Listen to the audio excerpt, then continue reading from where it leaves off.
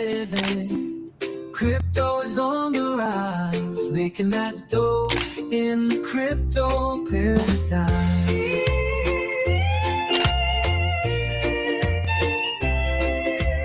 Watching it go, buying low, selling high. Riding the wave, I'm here to stay, living in the digital age. No banks, no fees, just decentralized. It's crypto paradise. Ooh.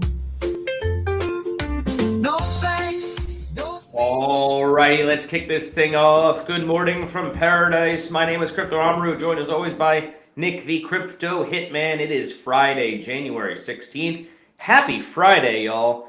We made it to the end of the week. We got a great slate of stories for you guys. Some big price predictions from a notable bear and a notable bull. We will discuss who is going to be correct, Arthur Hayes or Jim Cramer. Who knows? Maybe the inverse Cramer's in effect. Maybe we'll talk about that too. Got some other nice stories. It's a little bit quiet today. I know there's some drama happening with the Clarity Act. We'll see when that gets finally resolved, when that gets passed. Market's looking a little flat, a little bit red. Maybe we'll start with that. We'll start with some charts.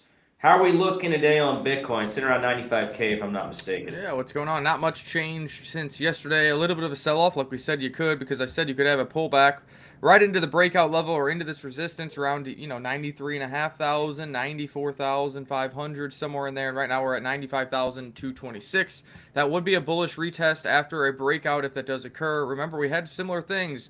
Higher lows, breakout above the moving averages, rejection at resistance, a retest of the moving averages, breakout above resistance, and now it would make sense to retest resistance and head towards the target of this measured move, which would be $110,840. And why is that interesting? Because the resident bears are saying that, hey, this is all a bear trap unless we get above that level. And now they're calling for continue to add to shorts all the way from 99K to 107K, because then the real bear market truly begins. The real bear market. The last 3 months have been the fake bear market, apparently. But, okay, we'll see who ends up being right. The Bulls versus the Bears. You know where I'm got my money sitting. Why don't we take a minute to say good morning to all the loyal viewers and listeners. Good morning, Rifa. Good morning, Martin. Roan in the house. He's getting a little bit closer to that 400,000 surf level to unlock the magic in the Dow. So happy for you doing that, loading up on the dip. Usually that does end up working out. We need alts to do something here, but my guess is we're not going to see too much up until Bitcoin breaks out further, Ethereum, and then maybe alt season materializes sometime after that. But good on you buying the dip, my man. Coinbase, another sell-off today after the info that Brian Armstrong isn't supporting the current form of the Clarity Act. The market didn't really like that.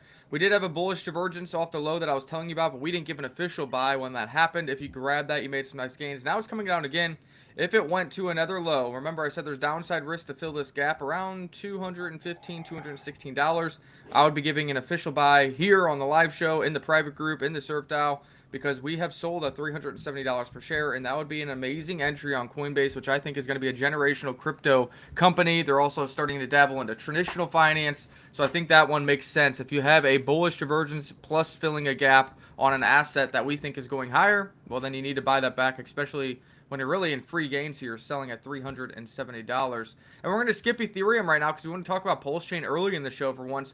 Pulse Chain past 24 hours, PLS up 5%, PLSX up 3%, Inc up 4%, and Hex up 1%. What is that doing for some of the alts? I think PTGC is down a couple percent. Surf is up a few percent. Your mom off the lows yesterday. We were saying, I mean, that's a retest of the low, an asset that we like, a meme that we like. If Pulse Chain does well, it's going to do well. 20% runner overnight. Their new token, DTGC, 18.8% runner overnight. EMIT, we've been telling you about this one for a very long time. We've been reiterating it at 155 to 170, up another 6% overnight to $1.79 in the face of an overall red market. Again, why is there green for Pulse Chain assets? Because all of them are vastly underpriced and they all participate in liquidity bonding.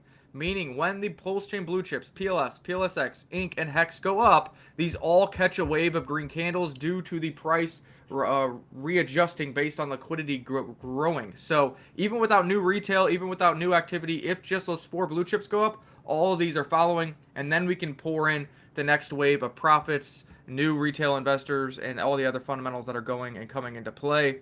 And then I'll show Surf here just briefly before we let Crypto Amaru get into his choice of news. PTGC down 4, Surf up 3, X up 7. So there you go. We got Peacock as well, 15.4% gainer overnight. So look at that. Pulse Chain has a 4% day, and magically these altcoins have 5, 10, 20% runners, all while being deflationary, producing passive income, and it's nice to see some green candles. Yeah, man, love to see it. Happy for EMIT, happy for Surf, happy for everyone who's holding these assets.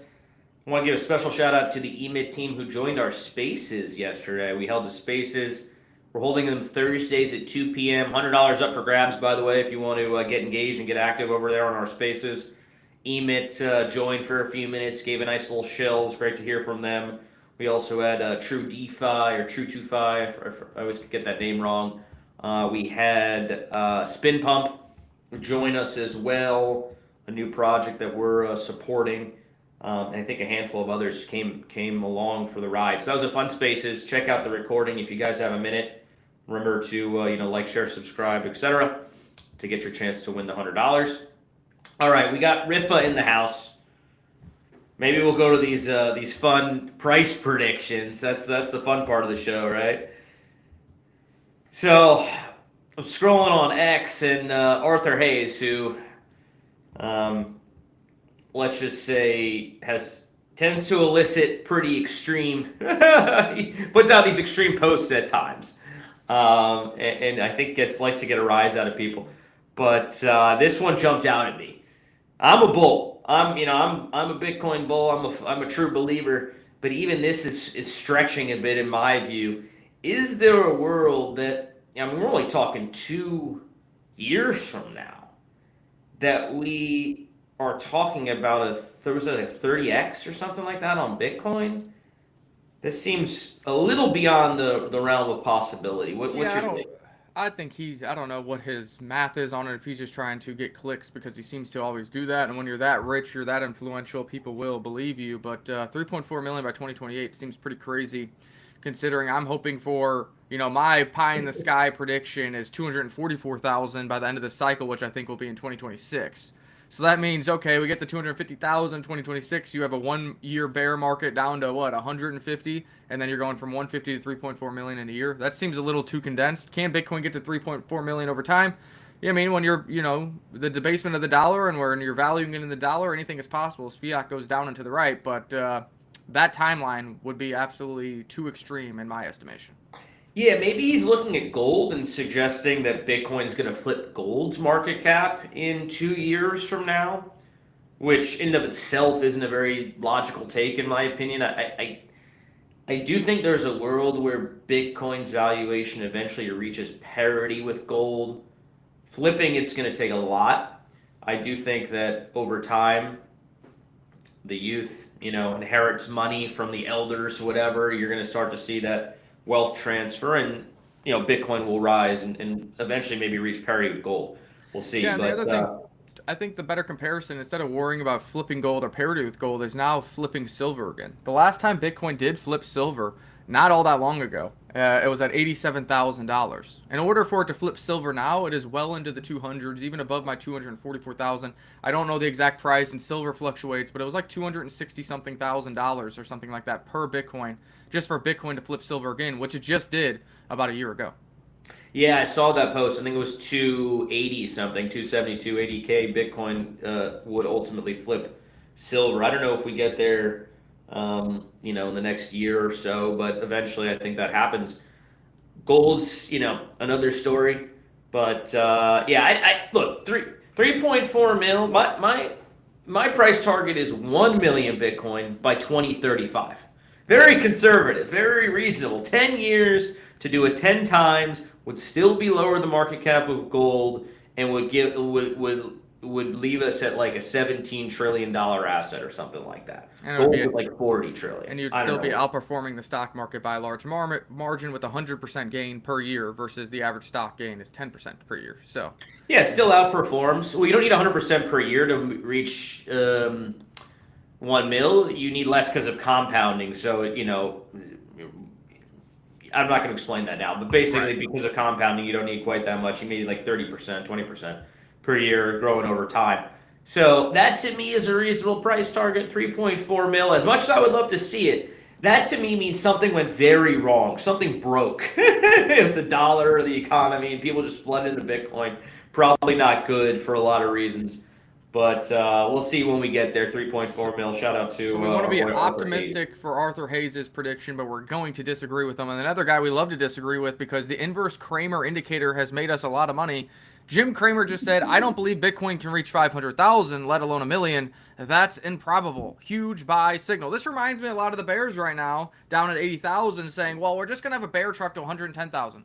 Okay, Jim Cramer, we can't reach 500K. Let's reach 400. Let's reach 300. Let's reach 250K. I'm sure a lot of people would be happy with those numbers. So even the resident bears here, Jim Cramer with his predictions, is even raising those prices very high there to where a lot of people would be happy even if Bitcoin fell short of 500,000 per token. Well, you know what's going to happen because Jim Cramer is very reactionary. He's very much, if the asset is down, I'm bearish and it's going lower, right? If it's high, so say we hit $250,000 in a year or two from now, he'll be talking about, oh, it's going to a million. That's how Jim Cramer operates. Very reactionary. I like to have some conviction. I like to believe that even if the price is presently low, that it has the opportunity to go high. So I don't really change my predictions very often. But like I said, I mean, we can hit $1 million Bitcoin. It would still mean it's well below the valuation of gold. It would still mean it's not even that much higher than presently silver is. So look, this to me, you're going to look back and go, oh wow, Jim Cramer, another boneheaded prediction from him, the inverse Cramer in full effect. Yeah, what helps Bitcoin start to get more adoption? Obviously, we talk about retail needing to come into the game, but Bitcoin is so large that it's really institutional adoption, nation states, and now state level. We saw Florida is going to be using tax dollars to create a Bitcoin strategic reserve. Texas is trying to do that. Other states are trying to do it. But here's the first I've heard of this one. Breaking: the U.S. state of West Virginia proposes a bill to allocate 10% of state funds to Bitcoin. This is massive. Why is this good? Number one, it pumps your bags, okay? Number two, well, with all the fraud going on, at least if they're moving it to Bitcoin, that's 10% more, less of the state funds that you pay into every year that can go towards fraud. And once they're in Bitcoin, there are going to be transparency around that forever because we can always see where that Bitcoin goes, when it's sold, where it's going on its way from Bitcoin to stablecoins to wherever else it's sent. So it does add a bit of necessary oversight on the government rather than the government having the unnecessary oversight on its taxpayers. Yeah, I'm always happy to see a state announce they're looking to, allocate a certain amount to buy Bitcoin. I know Texas has done the same, Florida, like you mentioned. I don't know if any of those bills got passed into law yet and then actually put into effect in terms of buying Bitcoin itself or ETF or what have you. I do think it's coming down the pipeline, though. It's kind of one of these slow-moving trends as the younger generation enters the halls of power, as it were. They enter, state legislators or even federal, Congress. You're going to start to see more and more of these bills presented and then ultimately passed. I don't know if any of them passed yet, so I just feel like this is one of these slower moving trends. But one thing that's frustrating me about this, I'm very happy to see the red states get on board with Bitcoin and crypto, but why can't the blue states get behind it? Is it just because Trump likes it, therefore they hate it? Yeah, number one, Trump TDS, they can't like it because Trump likes it. Number two, they don't like having to be accountable for the money that is brought in. We're seeing that on a large scale. I mean, Shirley in Minnesota, now he just released another expose. It took him literally an hour to find another $16 million in fraud. California is refusing to give records. I mean, it's crazy going. Now they have a California version, Nick Shirley over there. He's going into buildings and literally listing and reading all these names, and each one is getting millions of dollars a year, and none of them exist. They don't even have a door sign on the door. So it's like they don't want accountability. And all these years of me growing up and becoming more and more of an adult and being like, where is my tax dollars going? Well, it's coming to light now. It's going to other people's pockets, not to fixing streets, updating stop signs, doing this, doing that. It's going to stuff you don't even want. Speed humps in your neighborhood that got to get repainted every year that cost a fortune. You can't even get snowplows anymore. I digress. But the fraud is rampant, and the stupidity and low IQ of government officials continues to be rampant as well. I don't know why Bitcoin has to be political, though. Like, yeah, I don't think anyone's suggesting, for example, in this West Virginia law or Texas or Florida, they're not saying we have to run all our state finances on a transparent blockchain. They're just saying let's take some of our excess cash and invest it in this new asset class that's going to outperform our other investments, right? That doesn't have to be political. But I mean, everything's political. I mean, look at the stuff going on with ICE. So there's a guy sharing previous news clips for when Obama was doing deportations and talking about ICE, and the Dems cheered it. Obama was, nope, we're separating all families. I don't care. Everybody's getting deported. Saying that on live news. Cheered by the Democrats. Now Trump says that, hey, if you're illegal, you need to get deported, or we'll pay you to self-deport. Obama didn't do that. We'll pay you to self-deport, and that's getting booed and called fascism and Nazism. So everything is political with these people because they can't see it any other way. They're not caring about America. They're just caring about anti-Republican, anti-Trump, anti-conservative. Their golden child, their golden goose of Obama did the very same stuff for 8 years, sometimes in even worse light. If you look at how many bombs Obama dropped versus how many bombs Trump has dropped, it's miles, 10 times, 100 times more, yet that was cheered. And now Trump is getting yelled at for pulling a dictator out of Venezuela when it was kind of the mandate and the order of their own citizens. Very frustrating. I see some things are inherently political, I think.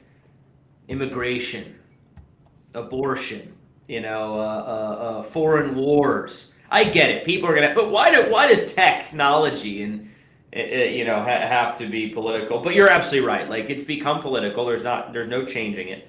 My hope is that the Democrats come around to it. They have an opportunity here with the Clarity Act. They really do. I think that ultimately does get passed with bipartisan support. I think the stand that Brian Armstrong made will ultimately be vindicated. I know right now the stock price is a little bit taking a hit, perhaps his reputation. I saw Brad Garlinghouse, who's the CEO of Ripple, kind of making fun of Brian Armstrong for making a fuss around the Clarity Act. But I think long-term, he's done the right thing if they can remove some of the clauses that didn't make sense, particularly around privacy and DeFi. They can't be tracking, and you can't, requiring you to do KYC for your self-hosted wallet or whatever. That's just not going to fly. Look, the stablecoin thing's a different matter. But anyway, my point is this. I think ultimately that gets passed. It gets passed with bipartisan support. So who knows? Maybe eventually the Dems do come around to supporting crypto over the long haul. That's my hope.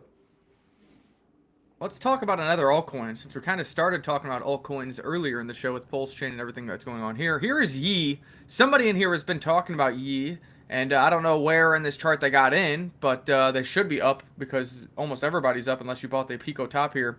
But just wanted to give a shout out to Yi ERC20. Not going to lie, this is the most beautiful chart I've seen in a while. 1 billion plays, study it. Thomas Lee interacted, must liked, and so much more. The signs are here. So there is some outliers. Obviously, it's not straight up euphoria. It's having its runs and then its dips, and its runs and its dips. So it could be frustrating if you're buying one of these local tops. But it continues to put in higher highs and putting in higher lows as well. Now, this was I would be a little concerned up here. I wouldn't be like chasing. We're more giving the shout out because you did put in a lower high for the first time here, and you have a risk of getting the first lower low as well. But shout out to Yi and whoever in here mentioned it quite a while ago. Hopefully you're making some gains, and maybe you want to skim off some profits just to feel good about yourself, while everybody else is kind of, weeding through the trenches, trying to make we've made some gains on Bitcoin off the lows, off Ethereum off the lows. Some of our other assets are starting to bounce off the lows. This one is launched, and after its first downtrend has been just trying to stair step higher. Yeah, I wanted to share this because one of our loyal viewers is bullish on Yi. So when this popped in my feed, I was like, oh, let's talk about Yi again. We've talked about it a couple times. I don't know too much about it, but I will remind people of when Pepe first started to go on a bit of a run and pick up a bit of attention and, sort of get into the zeitgeist a bit, this was during a bearish period. It really wasn't during a bull, because we haven't had a bull run for alts since 2021, arguably. So this was in like 23, maybe 22. I forget when Pepe started to do its thing in the early days. And I'm not saying he's going to replicate that. But whenever you start to see a bit of a groundswell around a meme, has a good community behind it. Well, now we got the influencers talking about it. I don't know. It's worth paying attention to. I don't know if it does a Pepe, but just a reminder that Pepe started to run during a bearish period, so it can't happen. What else we got to talk about? I do have some other stuff up here, so let me throw this up over here. Truflation data, they keep updating us, and I keep getting surprised here.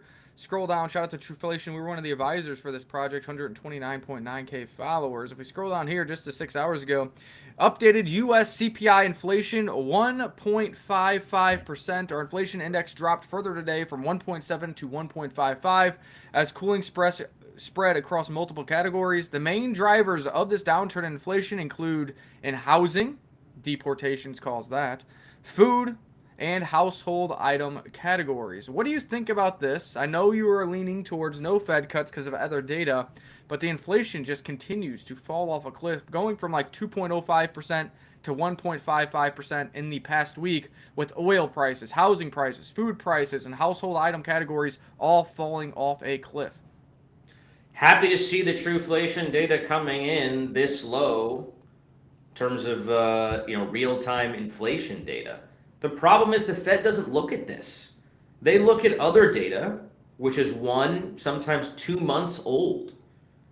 And for whatever reason, there's always a pretty big discrepancy between the Truflation data and the CPI or the PCE, which is the data the Fed looks at. So, I mean, it's wonderful to see. Great. Like, you could envision maybe in 1 or 2 months, the Fed's going to be seeing this data. Normally, it's a 45-day lag historically. Truflation's been but it's always still like a way 45-day lag. So yeah, but the Truflation's consistently coming in lower than what the PC and the CPI is saying. But eventually, I think we do get to a point where the Fed has to acknowledge that inflation's basically been stamped out. The labor market, to me, is still shaky, as I've been saying. Maybe not, risk of entering recession or anything like that, but it's definitely not doing as well as they want. I think unemployment's at 4.4%. Their line in the sand is 4.5%. So not too far away from there. So I think eventually we do get the cuts, but I'm just skeptical of January. It just, to me, feels, based on everything they've said, they claim to be near neutral. There's a lot of pushback against Trump at this point, I think, inside the Fed, among the many governors. So I'm just skeptical of January. But that doesn't look. We have a meeting in February, so it's fine. The polymarket odds have dropped to 5% chance of a cut, of a 0.25% cut, and a less than a 1% chance for a 50 basis point cut there. I'm still going to say they're going to cut because there's more data saying they should than shouldn't, but, they are political, they are human, and there is some headwinds that could stop that from happening. We've talked about those in previous live shows. Somebody else that is bullish on Bitcoin. Now, why does this matter? It's less about who he is, because Mike Nograss has been wrong about a lot of things in crypto, including getting Luna tattooed on his body, leading his followers and his investment clients to slaughter with that project. But I'll tell you what, he also was the one who orchestrated and facilitated the sale of $9 billion worth of Bitcoin, $1.5 billion worth of Bitcoin, and $3 billion worth of Bitcoin for clients. And if you look back at those timings, he was a little hesitant on the news for Bitcoin price performance, still saying he likes Bitcoin long term, but in the short term there was going to be some volatility. Well, that's because he was an insider, and he knew these big whales were planning on selling, and he was the one who was having to facilitate that. Now, Mike Novogratz just said live on CNBC that the Bitcoin crypto market structure bill will pass soon. It's finally happening, and that means a bright future for Galaxy Digital and a surge in price for Bitcoin. So will his insight to knowledge, lead us to believe that he'll be right again? And the fact that he was more upbeat in this interview leads me to believe that there is no more whales knocking at his doors asking for him to facilitate sells of billions of dollars worth of Bitcoin at this very point in time. Sure, he has, I don't want to necessarily call it insider knowledge, but I mean, he's talking to the senators, and he's talking to the lobbyists, and he's talking to, the likes of Brian Armstrong about the progress around the Market Structure Bill, the Clarity Act. So look, I don't think there was a question in anyone's mind whether it would get passed. It's just what's going to be the final form of it, and when will it get passed? That's really what it comes down to. And I read an interesting take too from a lawyer that I follow, a crypto lawyer who I like. I forgot his name, but he brought up a very good point, and that is, it's not quite as simple as, oh, the law gets passed and everything is clear and everything is settled and there's no more dispute or debate over that law or what it all means. That's never what happens. What actually happens is ultimately lawsuits get brought on various issues related to the law. And then the courts have to hash out, what does this clause really truly mean? And then the court will make a ruling on that, and then that will become, okay, now we know what this means. So to get this fully settled and get all the nuances of this law truly figured out, that's a years-long process. The good news is, as soon as this thing gets passed, I do think we start to see a flood of additional capital come in as Wall Street firms and so on become more comfortable with crypto and they enter the market. So it's going to happen, guys. 2 weeks, I don't know, a month. I don't think this takes too much longer. Did he give a timeline, by the way, on when he thinks this is all going to get passed? I don't think he did. Yeah, I think it's going to happen pretty soon. I mean, they almost passed it, and then they pulled the plug like last minute. Yeah, and a lot of people think it needs to be in this quarter. We kind of talked about Charles Hoskinson's pessimistic view, saying this is the window we need it to pass in Q1 2026. Otherwise, the thesis of the prolonged bull market starts to fall apart due to the chance of losing the House and/or losing the Senate. So, we still have 2.5 months for it to still be in Q1 2026. That seems like an eternity in crypto, but that is like a week when it comes to government. We know how slow the government moves. We know how much money the government wants for everything. And the longer they drag this stuff out, the more they can say, oh, we're working. We're doing our thing. Keep paying our salary, taxpayers. Love us forever. So yeah, that's true. But in this case, I think there's so much interest in it. There's also a lot of lobby money behind it. The crypto lobby was actually the second most powerful lobby behind the oil and gas industry in the last cycle's 2024 election, I believe, right? So they're not just going to lay down quietly and let this thing, go fall by the wayside. They're going to keep pushing it heavily. And then on the other side, you get the banking lobby, who aren't playing around either. So I think this thing gets done. I think there's enough interest behind it, enough money behind it. And I'm not worried about it dragging out till like November or something like that. So can you believe it's been it's been about a year to the date for Trump to be in office? That's pretty crazy. Because I look at it two ways. Number one, it's wow, a year went by, flying by. That is insane. But at the same time, it's like, wow, a lot has got done in the crypto ecosystem. A lot has got done in the macro fundamentals for Bitcoin. But really, a lot has got done for the United States as a country as well in a year. Pretty crazy. Hard to believe, yeah. Anytime you look back, it always seems to go by fast. I read an interesting report from Binance. Maybe we can pull that up. The Binance 2025, year in review sort of report. And one of the takeaways I had from it is, if you're just looking at the price, you're missing out on kind of the underlying adoption that's going on.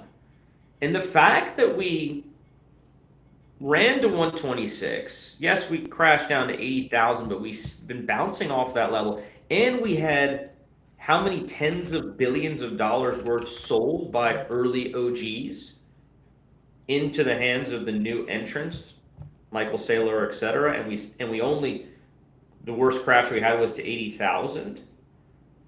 That's actually progress. So I know people look at 2025, oh, it's a lost year, it was bearish, nothing good happened.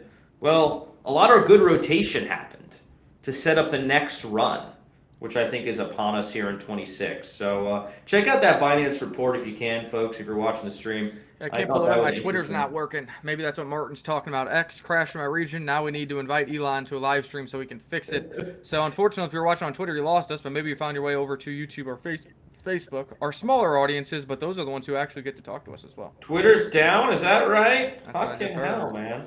Well, it's a good thing it happened today because there isn't all that much to talk about. We really talked about Bitcoin, Ethereum, and Coinbase charts. We talked about Pulse Chain and how that's affects some of the altcoins that we have called. Spin Pump still up since we called it. EMIC surging over the past couple weeks. We called that at 39 to 45 cents. Had a very long 6 months of passive income. and now it's surged to $1.80. That's always good to see. And then Surf continues to bounce a little bit. We got Roan over here trying to get to 400K. We got about $1,000 worth of PLS in the Dow group at current prices that will be used at some point to add the liquidity or buy and burn the Surf token. And I know I was getting on Crypto Amaru. He hasn't checked our DeFi wallets in quite a while because everything is down. But I'm sure we have several $100s worth of DAI, worth of hype, worth of other DeFi yield that we have generated. All of that will be used to either buy and add to LP for Surf or just buy and burn Surf, get rid of it forever, and continue to deflate that total supply. Yeah, I got to get on that. This is crazy. X is down for me too. So I guess we're probably just talking to ourselves at this point, Nick. Probably no one's watching anymore, but hey, that's okay. We'll call it early. Call it a short one for today. Appreciate everyone jumping in. Got some calls to get to. Got some work to do. And we'll be back Monday. Let's hope X is back by Monday. And we'll be back with another stream then, guys. So until then, guys, we'll see you on the beach. All right. I was trying to open up the anyway. Wow, holy shit, yeah.